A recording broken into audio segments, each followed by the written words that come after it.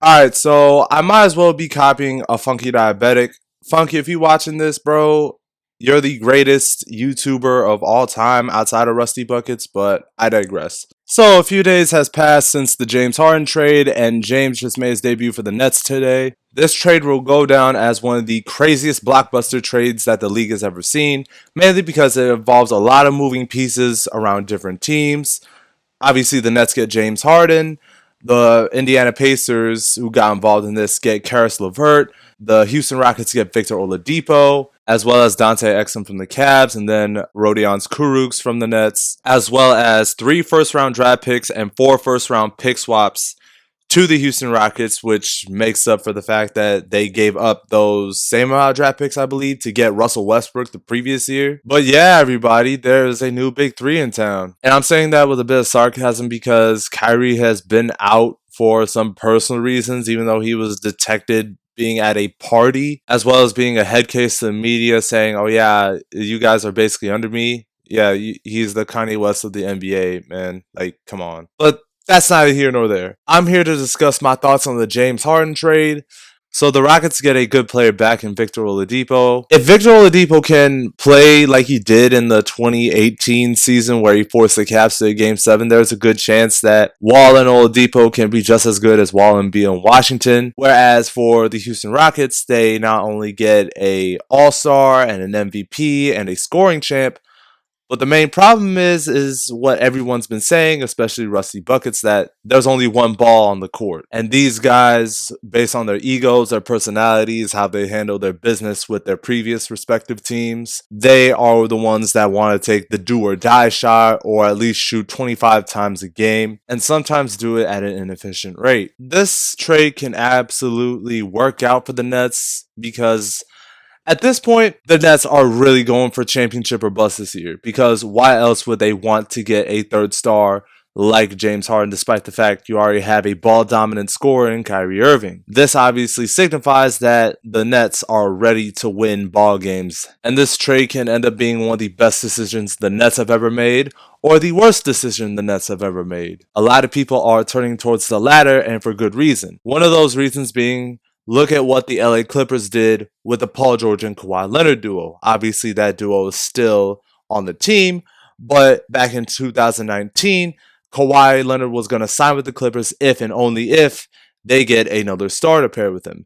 And that's what they were able to do with the Oklahoma City Thunder, sending Shai Gilgeous-Alexander, Danilo Gallinari, and I think 5, 6, or 7 first-round draft picks to the Oklahoma City Thunder in order to get Paul George and to make that duo happen. And what happened was their expectations were championship or bust year, and they even made that more clear when they traded one of their best perimeter defenders in Maurice Harkless because Marcus Morris was averaging 19 points a game on the Knicks. And obviously in the case of the Clippers, because of their horrible offensive strategy by Doc Rivers, as well as the low management and the special treatment that Kawhi and Paul George wanted to receive, as well as there are too many guys like Lou, Marcus Morris, Kawhi, PG, and even Montrezl Harrell that want to take the do or die shot or even want to chuck up like 20 shots a game.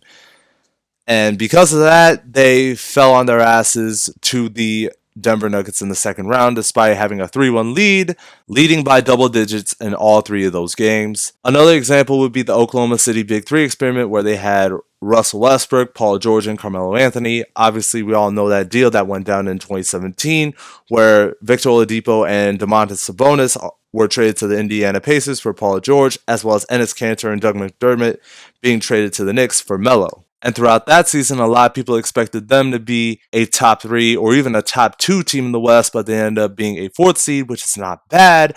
But the problem is that they were losing ball games while winning ball games. And that's not what you want when you have a big 3.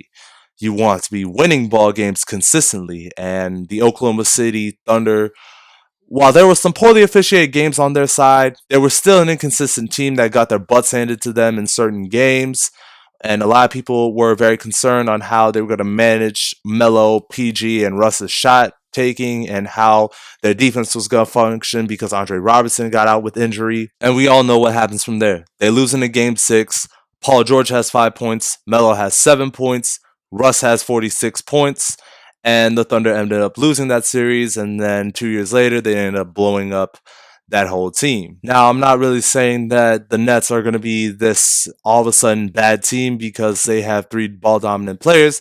They're still going to be a good enough team, but the question I think a lot of people have is, will they be able to win a championship? Will they be able to sacrifice for one another? Will they be able to put their egos aside and say, shut the hell up, let's win ball games? Now, this is where I'm going to say that I'm on the side of trading Kyrie Irving because of Kyrie's drama with the media, calling them pawns, as well as being listed out for personal reasons.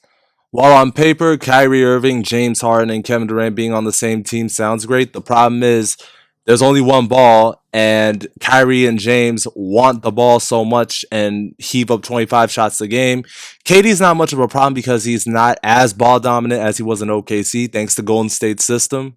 Egos are obviously an issue, and obviously Kyrie is probably the worst of the trio. So that is why I'm saying trade Kyrie Irving, because he brings a whole lot of drama and he does bring a toxic locker room presence. I think his last year with Boston proved that. So you can trade Kyrie Irving for some pieces that can help out your bench depth. You can trade him for a player like Rudy Gay or Tobias Harris, two reliable scorers that can help out the bench unit. And either of those two can be the second option for the second unit if James or KD are on the bench. Or you can trade Kyrie for Jeremy Grant, who has been having a career year with the Detroit Pistons. Jeremy Grant, I don't think he would mind being the third option on this Nets team. One move I would really consider if I were the Brooklyn Nets is trading for a backup big man. Now, I discussed in my Lakers video on how we can use another big body to protect the paint, like a Bismack Biyombo or a Mason Plumlee. Somebody talked to me about Rashawn Holmes.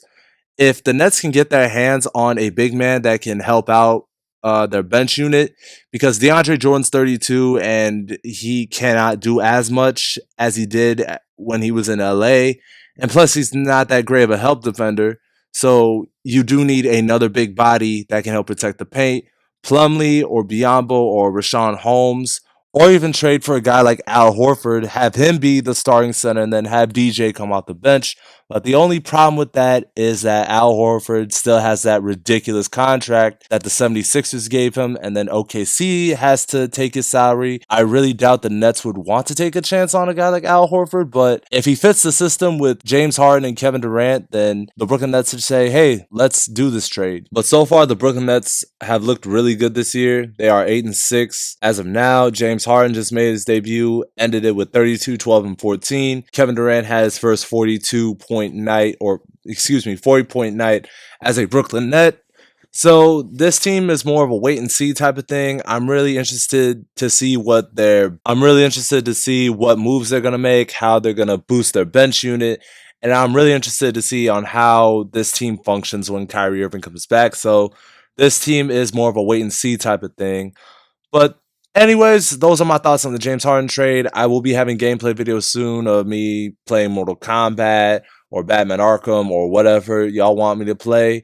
I might do some Fortnite videos with my friends, just talk mad shit. But that's all for today. I'm X.